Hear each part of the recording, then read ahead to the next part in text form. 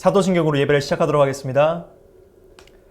전능하사 천지를 만드신 하나님 아버지를 내가 믿사오며 그 외아들 우리 주 예수 그리스도를 믿사오니 이는 성령으로 잉태하사 동정녀 마리아에 나시고 본디오 빌라도에게 고난을 받으사 십자가에 못 박혀 죽으시고 장사한 지 사흘 만에 죽는 자 가운데서 다시 살아나시며 하늘에 오르사 전능하신 하나님 우편에 앉아 계시다가 저로서 산자와 중자를 심판하러 오시리라.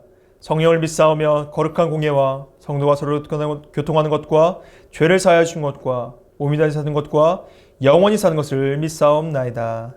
아멘. 내가 사마리아에 가는 이유는 그곳에 울고 있었던 내가 있어서 햇볕이 따갑고 그늘도 없는 낮에 나는 기다렸단다. 내가 내게 오기를 아무도 찾지 않는 한 낮에 우물가에 어젯밤을 다 잠든 내가 내게 온다. 아무도 찾지 않는 한 낮에 우물가에 이제껏 삶에 지친 내가 내게로 온다. 나는 사마리아 여인에게 말을 건다. 기쁨의 참말을 건다. 하늘 보좌 내려놓고 그래 여기에 왔다고. 넌 내게 다시 이리 재촉한다. 그 물을 내게 달라 한다. 넌 이미 보았다. 그 물이 여기에 바로 내 안에 있어.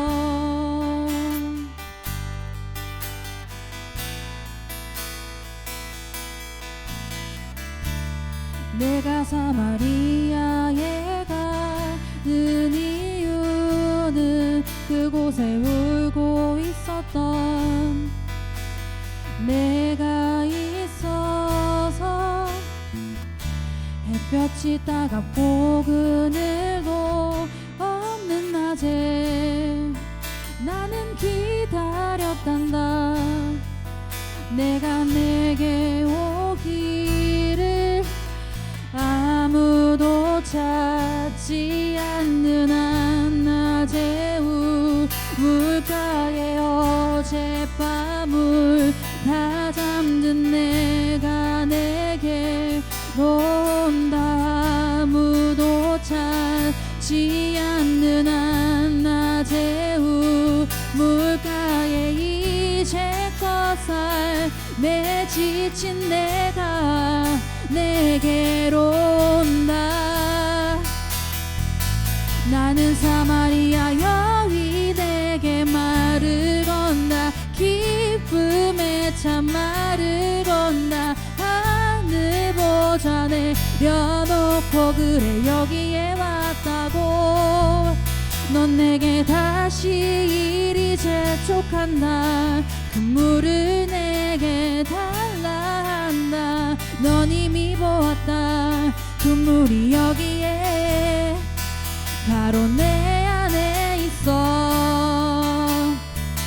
나는 사마리아 여인에게 말을 건다. 기쁨의 참말을 건다. 하늘 보좌 내려놓고 그래 여기에 왔다고. 넌 내게 다시 이리 재촉한다. 그 물을 내게 달라 한다. 넌 이미 보았다. 그 물이 여기에 바로 내 안에 있어.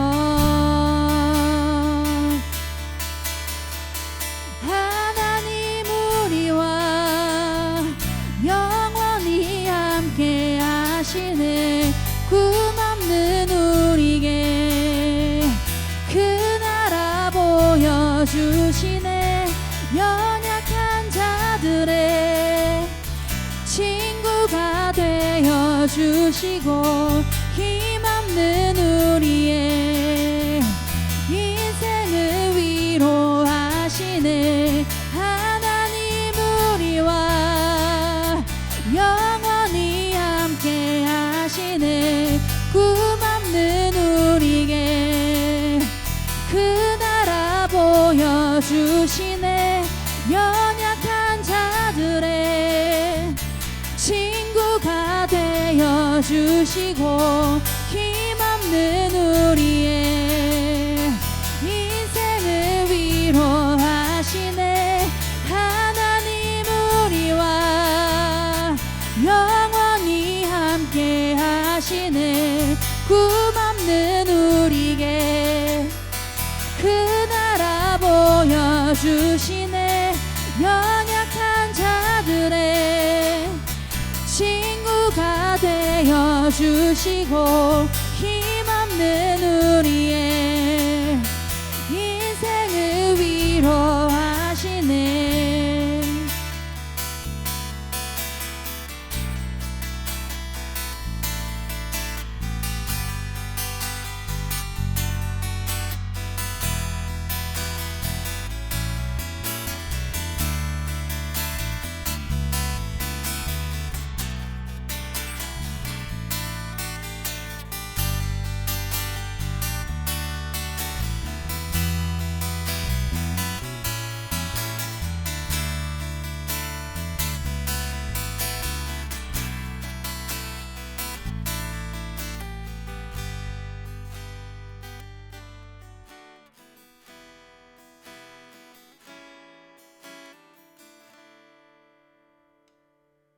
오늘 선포해줄 하나님 말씀은 신명기 4장 40절의 말씀입니다.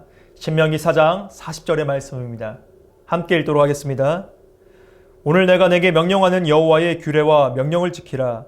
너와 내 후손이 복을 받아 내 하나님 여호와께서 내게 주시는 땅에서 한없이 오래 살리라. 아멘. 광고 시간입니다. 프렌즈데이 11월 15일에 있는 나 혼자라도 간다. 여러분 잊지 않으셨죠? 선생님들께 신청서를 받았을 텐데요. 꼭 신청을 해주세요. 그래야지 여러 가지 선물도 준비하고 차량도 준비하고 또 여러분을 위해서 보험도 들어놔야 되니까 꼭 신청해 주시고 친구와 함께 올 친구는 친구의 것까지 함께 적어서 제출을 해주시면 되겠습니다. 두 번째 공고입니다. 오늘은 오프라인이 진행되고 있기 때문에 줌과 퀴즈엔을 실행하지 않습니다.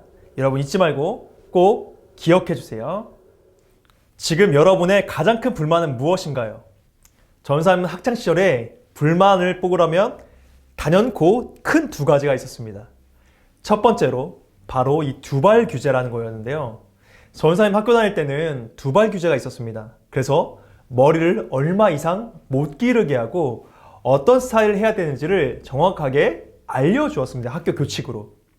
그런데 여러분, 지금 여러분이 잘 알고 있는 이 민경훈이라는 사람, 아는 형님으로 알고 있죠. 그런데 전사님 때에는 이 민경훈이 이 버즈라는 그룹의 보컬이었거든요. 그래서 민경훈이란 이름보다 버즈라는 이름으로 굉장히 유명했던 사람이었습니다. 이 당시에, 전사님 학창시절 당시에 이 버즈의 노래가 거의 전부였습니다. 거의 전부 대부분이 노래방을 가면 남자 대부분은 이 버즈의 노래를 불렀고, 그래서 요즘 이런 광고 나오잖아요. 그 시절 우리 모두는 버즈였다. 이런 광고까지 나오는데 정말 그랬습니다. 당시 이 버즈의 인기는, 이 노래의 인기는 상상할 수 없을 정도로 어마어마했었습니다. 그런데 이 버즈가 유행하던, 이 민경훈이 유행했던, 대단히 인기가 많았던 이 시절에 머리가 어땠냐면, 혹은 여러분 샤기컷이라는 단어 들어보셨나요? 혹은 이 장발, 이런 단어가 굉장히 유행하던 단어였습니다. 그런 머리 스타일이 굉장히 유행했거든요. 그래서 전사님도 학창시절에 그 유행을 따라서 머리를 기르고 싶어 했습니다.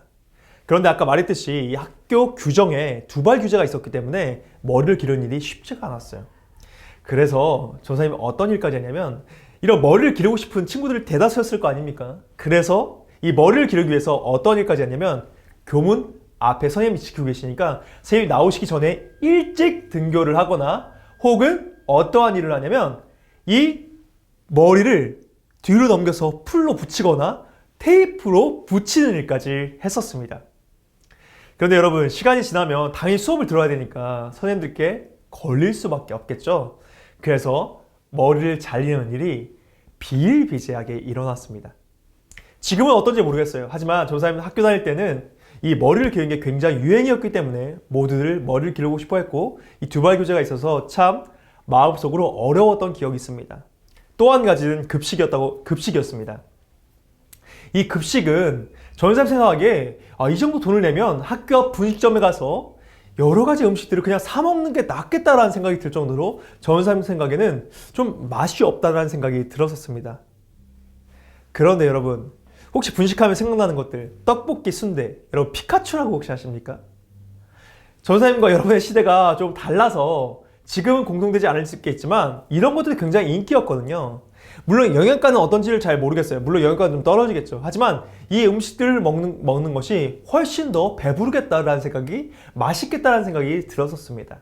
그래서 이 두 가지의 규칙을 가지고 선생님은 항상 마음속에 왜 이런 규칙을 만들어서 우리를 힘들게 하나, 우리의 개성을 존중하지 않고 우리를 왜 이렇게 어렵게 만드나 라는 생각을 늘상 했습니다. 그런데 여러분, 뒤돌아보면 그렇지 않다는 것을 알게 됩니다.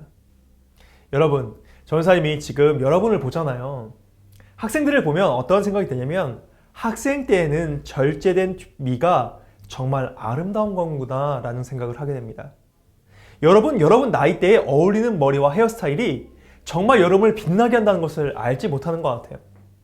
전사님도 그때 그랬지만, 전사님이 요즘 여러분을 보면서 느끼는 것이 있습니다.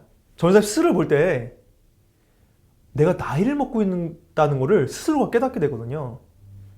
왜냐하면 나의 모습에 더 이상 이 피부가 빛나지 않는다는 걸 알게 되었습니다. 여러분은 여러분의 피부만 보니까 잘 모를 수도 있어요. 그런데 여러분은 나이를 먹지 않았기 때문에 얻어지는 이 아우라 같은, 광채 같은 것들이 있거든요. 그런데 그 느낌이 전사님에게는 없다라는 것을 스스로가 거울을 보면서 깨닫습니다.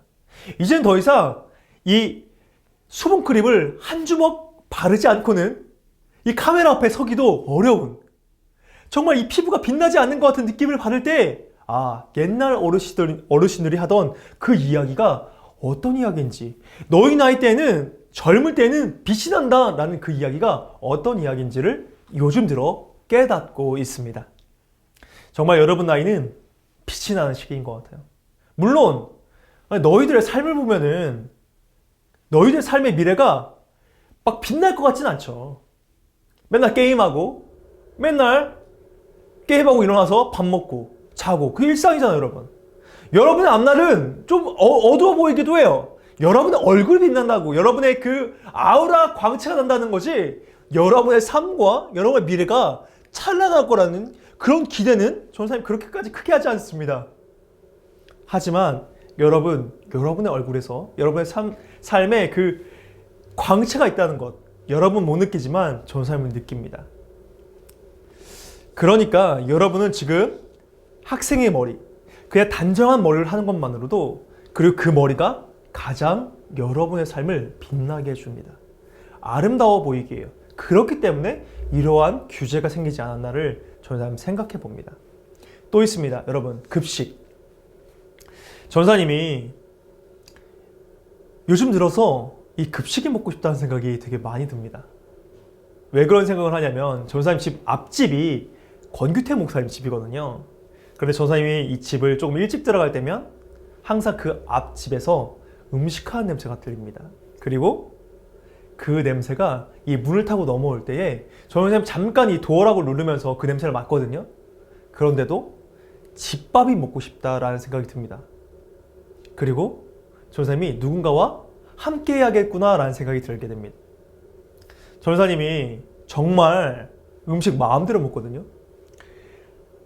학교 다닐 때와는 비교할 수 없이 전사님 돈가스, 초밥, 등등등 내가 먹고 싶은 음식을 마음껏 먹거든요. 전사님도 이제 돈이 있으니까. 그런데 여러분, 이제는 그런 음식들이 별로 달갑지가 않아요. 정말 편안하게 내가 만나고 싶은 사람과 만나서 내가 먹고 싶은 걸 먹는데도, 그런데도 불구하고 좀 질린다라는 느낌이 되게 많이 듭니다. 그리고 집밥, 또 옛날의 그 급식, 친구들과 함께 먹었던 조금 맛없다고 느껴졌던 그 음식들이 왜 이렇게 그리운지를 모르겠습니다. 아마도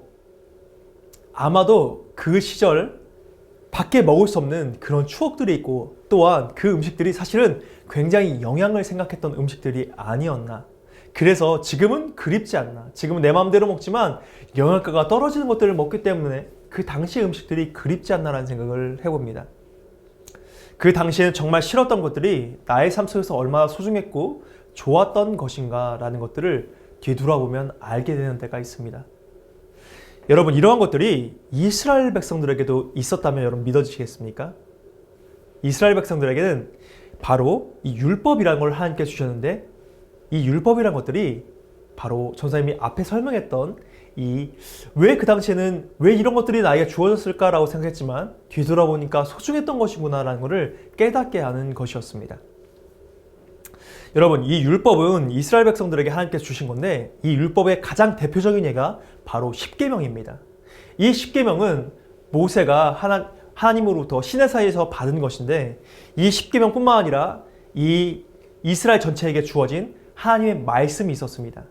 자, 그런데 이 말씀을 성경에 기록된 말씀을 다 세어보니까 어떤 일이 있냐면, 하나님이 하라고 명령하신 이 명령적 율법에는 몇 가지가 있었냐면 248가지가 있었고, 하나님이 하지 말라고 하신 것들은 금지적 이 율법이라고 하는데 이게 365가지가 있었습니다. 총 613가지 율법을 하나님께서 이스라엘 백성들에 주시고 너희는 이것을 지키라라고 말씀을 하셨습니다. 그런데 여러분, 이 율법이 주어진 뒤에 어떤 일이 발생하냐면 이스라엘 백성들이 이 율법에 대해서 오해를 하기 시작합니다. 이 율법을 지키다 보니 발생한 문제가, 첫 번째, 이것을 지키는 것만이 하나님이 축복을 주심을 위한 것, 이것을 모르는 것과, 두 번째는 율법만으로 하나님께 구원받는다라는 생각을 했다는 것입니다. 첫 번째는 하나님이 이 율법을 주신 이유가 축복을 주시기 위해서였다는 것을 이스라엘 백성들이 몰랐고, 두 번째로는 하나님께서 주신 이 율법을 통해서만이 구원을 받는다고 이들이 생각했다는 겁니다. 여러분, 이 율법을 왜 지켜야 하는지 모세가 분명하게 오늘 성경 말씀을 통해서 말하고 있습니다. 모세는 이 율법이 주어진 이유가 축복을 이스라엘 백성들에게 주시기 위함이라고 분명하게 기록합니다. 이 율법을 지킨 사람들이 행복해지길 원한다라고 이 모세는 이야기를 하고 있는 겁니다. 여러분, 참 이상한 실험이 하나 있었습니다. 이 실험이 뭐냐면 두 가지의 패를 사람들에게 줍니다. 하나는 승리라고 적혀있는 패였고 하나는 무승부라고 적혀있는 패였습니다. 그런데 여러분, 이게 어떤 게냐면 사람을 1대1로 만나서 게임을 진행하는 건데, 사람과 사람이 만나서 이렇게 하는 겁니다. 둘 다 무승부의 패를 내게 되면, 정직하게 무승부의 패를 내겠다고 얘기하고 무승부의 패를 내게 되면 둘 다 돈을 얼마만큼 가져갑니다.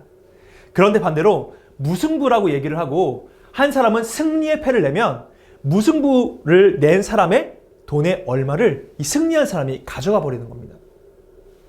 그러니까 거짓말하는 사람이 유리한 게임인 거예요. 그리고 나서 이 게임을 여러 사람과 계속해서 오래도록 지속을 합니다. 그런 놀라운 사실은 여러분, 당연하게도 승리만을 낸 사람이 이길 거잖아요. 여기에 또 한 가지 규칙이 있습니다. 만약에 둘 다 승리라는 것을 내게 되면 둘 다 돈을 잃게 됩니다. 자, 그러면 여러분 어떤 일이 발생을 할까요? 처음에는 승리라는 것을 속이는 사람들이 여러분 이깁니다. 그런데 게임이 진행되면 지는 데수록 시간이 지나면 어떤 일이 발생하냐면 승리를 낸 사람보다 정직하게 무승부를 낸 사람들이 이 게임을 우승하게 된다는 겁니다. 아무리 많은 시뮬레이션을 돌리고 수많은 실험을 반복했음에도 불구하고 계속해서 우승을 했던 사람은 정직하게 무승부를 했던 사람이었습니다. 왜 이런 일이 발생을 할까요? 처음에는 이 승리, 거짓을 말한 사람들이 이길 확률이 있었습니다. 그런데 어떠한 일이 발생을 하게 되냐면 점점 정직한 사람들은 정직한 사람들끼리 게임을 진행을 합니다. 당연하겠죠. 자기도 이 게임을 이기고 싶으니까. 그런데 반대로 거짓을 말하고 승리를 쟁취했던 사람들은 어떻게 되냐면 점점 무승부를 했던, 정직을 얘기했던 사람들과 멀어진다는 겁니다. 그들이 게임을 해주지 않으니까. 그러니까 결국 승리라고 거짓말을 했던 사람들에게 가서 게임을 할 수밖에 없고 서로 이기려고 무승부를 내지 않고 승리를 내다 보니까 결국은 어떠한 일이 발생하냐? 그들이 돈을 다 잃어버린다는 겁니다. 그리고 무승부를 정직하게 했던 사람들이 우승을 하게 된다는 거예요. 이와 마찬가지로 하나님은 우리의 율법을 주실 때는 그 이유가 있는데 바로 우리가 하나님과 그리고 이웃 사람과 관계를 유지하면서 행복해지라고 이 율법을 주셨던 겁니다. 사실 이 율법은 하나님과 인간의 관계를 바로잡기 위한 그러한 지침서 역할을 했던 것입니다. 그런데 이스라엘 사람들은 하나님과 인간과의 관계는 상관없이 이 율법을 지켜 오로지 구원받겠다는 생각만을 이기적인 생각을 하게 됩니다. 그리고 그들은 자신이 이 율법을 지켜서 구원을 받게 되었으니 공로를 위해서 그 율법을 지킨 공로에서 자기가 구원받았다는 이 공로주의에 빠지게 됩니다. 이 구원은 하나님이 주신 건데 구원을 하나님이 주신 것이 아니라 내가 이 율법을 지킴으로 말미암아 구원을 받았다라는 생각을 이스라엘 백성들이 했다는 겁니다. 에베소 2장 8절에 이렇게 기록되어 있습니다. 너희는 그 은혜에 의하여 믿음으로 말미암아 구원을 받았으니 이것은 너희에게 난 것이 아니고 하나님의 선물이다 라고 말합니다. 성경은 분명히 구원이 하나님의 선물이다 라고 명확하게 말하고 있습니다. 저 사람이 이 에베소 2장 8절을 외울 때에 이렇게 생각을 합니다. 여러분 2대8 머리의 생명이 뭔지 아십니까? 바로 정확한 2대8의 그 경계입니다. 2대8의 경계가 정확해야지 2대8 머리가 성공을 하게 되는 거라고 저는 생각하기 때문에 이 말씀을 외울 때 하나님의 구원은 확실하게 명확하게 우리에게 주어졌다. 에베소 2장 8절 이렇게 외웁니다. 조금 연상기법을 도입하자면 에베소 2장 8절에는 하나님의 구원은 명확하게 기록되어 있다라고 저 사람이 외운다는 거예요. 저 사람도 이렇게 외우고 있으니까 여러분도 잊지 말고 에베소 2장 8절 하나님의 구원은 선물이다라는 걸 잊지 마시길 바랍니다. 조금 억지스러울 수도 있어요. 그런데 여러분 이 설교를 들은 뒤에 여러분은 이 구절을 잊어버릴 수가 없습니다. 하나님의 선물, 구원은 2대8처럼 명확하다. 하나님의 선물이다. 이렇게 외운다는 것 말입니다. 자, 설교 진행하겠습니다. 자, 그 누구도 율법을 통해서 구원받지는 못했습니다. 왜냐하면 이 율법은 사실 지킬 수가 없는 일이기 때문입니다. 이 율법을 지키는 일이 얼마나 어려운 일이라면 율법의 명령 중에 이 명령적 계명 중에 32번째 계명 중에 이런 게 있습니다. 제사장을 존경해라. 여러분 지금 전사님 존경하지 않으면 율법을 어기는 겁니다. 만약 율법의 시대에 살았다면 아니 전사님 시킨 일을 그러면 존경하는 사람이니까 다 해야죠 여러분. 근데 여러분 그렇게 살지 않잖아요. 그러니까 여러분 율법을 어길 수밖에 없었겠죠. 자, 율법의 시대에 여러분은 명령을 어긴 겁니다. 이뿐만 아닙니다 여러분. 금지적 계명 중 47번째에 부정한 생각이나 구경에 탐닉하지 말라는 말이 있습니다. 부정적인 생각을 하거나 부정적인 것을 보기만 해도 여러분 율법을 어긴다는 겁니다. 여러분 그렇다면 율법은 인간이 살면서 어길 수밖에 없는 것입니다. 그러니까 이 율법을 통해서 구원받는다는 것은 상상할 수도 없는 일이죠. 그런데 여러분 왜 율법을 주셨을까요? 어길 수밖에 없음에도 불구하고 그것을 어기지 않으려고 노력하는 것이 하나님의 뜻이기 때문입니다. 그래서 그 뜻을 따라 살면은 하나님과의 관계가 바로 서고 이웃과의 관계가 바로 설 것을 하나님께서는 이스라엘 백성들이 알기를 원하셨기 때문입니다. 자, 여러분 중에 거짓말을 잘하는 사람들이 있을 겁니다. 그런데 여러분 그런 사람과 여러분 친해지고 싶습니까? 그렇지 않죠. 정말 아주 작은 거짓말 하지 말라는 이 10계명에 나와 있잖아요. 내 이웃에 대해 거짓 증거하지 말라. 이런 말이 나와 있는데 여러분 이것만 보더라도 여러분 거짓말을 하지 않고 내 사람의 이웃에게 정직하게 가면 그 이웃도 나를 좋아할 겁니다. 그리고 아까의 실험처럼 여러분 점점 정직한 사람들끼리 함께 있게 될 겁니다. 이게 하나님이 주신 복이라는 거예요 여러분. 죄를 안 지으려고 내가 노력하면 노력할수록 나에게도 그 죄를 안 지려고 하는 사람들이 계속해서 함께 한다는 겁니다. 하나님께서는 이것을 복이라고 얘기하는 거예요. 이것이 너희가 가져가야 할 복이라고 하나님께서는 말씀해 주신 겁니다. 그런데 이스라엘 백성들은 이 모든 것을 어겼습니다. 아니 잊었습니다. 자신이 율법을 지켜만 구원을 받게 된다고 생각만 했지 이것이 우리에게 복이다. 이스라엘 백성들은 항상 율법을 지키면서 생각했거든요. 이렇게 어려운 것들을 내가 지키고 있다고. 이걸 지키는 일이 이렇게 어려운 일을 지키는 거니까 곧 이것이 구원받는 길이다라고 그들은 생각했던 겁니다. 말도 안 되는 일이었죠. 사실 그 어려운 것처럼 보이는 일이 자신을 복되게 하는 일인 것을 이스라엘 백성들은 몰랐던 겁니다. 그리고 이 어려운 일들을 행하는 것이 구원과 관련 있는 것이 아니라 하나님과의 관계, 이웃과의 관계와 관련되어 있다는 것을 그들은 몰랐던 것입니다. 여러분, 오늘 본문은 사실 모세가 이스라엘 백성들에게 남긴 마지막 유언과 같은 말이에요. 이 모세는 이스라엘 백성 전체의 영적인 지도자였거든요. 그가 죽기 전에 이스라엘 백성들에게 정말 이것만 꼭 알으라고 얘기한 것이 바로 오늘의 본문입니다. 너희는, 이스라엘 백성들, 너희는 이 율법에 대해서 오해하지 말아라. 하나님께서는 너희를 어렵게 하시려고, 옥죄하려고 이 율법을 주신 것이 아니다. 오히려 지금은 좀 옥죄어 보이고 어려워 보이는 이 율법이 사실은 너의 삶을 복되게 할 것이다. 그렇기 때문에 하나님께서 주신 것이다. 그리고 이스라엘 백성들아, 오해하지 마라. 너희가 지금 이것이 너희를 복되게 하기 위해서 하나님께서 주신 것이지 너희가 이것을 통해서 구원받는 것이 아니다. 오로지 하나님께로부터만 구원이 나온다라고, 하나님의 구원은 하나님의 선물이다라고 이스라엘 백성들이 알려주기 원해서 이 모세가 하나님의 말씀을 기록했다는 겁니다. 우리는 너무 자주 하나님의 뜻을 오해하는 경향이 있습니다. 내가 왜 손해봐야 합니까? 내가 하나님 말씀대로 왜 내가 살아야 합니까? 왜 하나님의 말씀대로 지금 이 시대에 살면 너무 어렵습니다. 다른 사람들 다 하나님 말씀대로 살지 않기 때문에 나만 손해보는 것 같습니다. 이렇게 얘기하는 사람들이 너무나 많이 있습니다. 여러분, 그렇지 않습니다. 하나님의 말씀은 물론 지금 율법의 시대가 아닙니다. 그럼에도 불구하고 하나님의 말씀은 지금 이 시대도 유효합니다. 여러분 보셨잖아요. 아까 여러 가지 사건들을 통해서 하나님 말씀을 지키며 살아가는 사람들, 정직하게 살아가는 사람들이 여러분 절대 손해보지 않습니다. 지금 당장은 손해보는 것 같죠. 그렇지만 여러분 반드시 하나님과의 관계, 인간과의 관계를 통해서 하나님께서 계속 여러분에게 복 주실 겁니다. 그리고 여러분 알아야 합니다.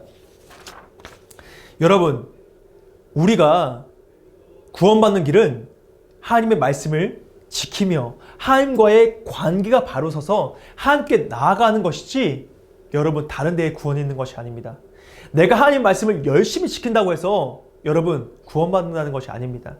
물론 구원받는 사람은 그 사람의 모습에도, 삶의 모습에도, 행위에도 하나님을 따라가는 모습이 있어야 합니다. 하지만 내가 열심히 기도해서, 내가 말씀을 열심히 읽어서, 내가 교회에 열심히 나와서 내가 구원받는다는 것이 아닙니다. 바로 하나님의 말씀을 따라가는 것은 나에게 복된 길인 것이고, 내가 구원받는 것은 내 어떤 것이 아니라 하나님이 나에게 구원을 선물로 주셨다는 것을 여러분 깨달아야 합니다. 그리고 여러분, 그 구원이나 선물을 받은 사람은 자연스럽게 삶의 모습에서도 변화가 있을 것입니다.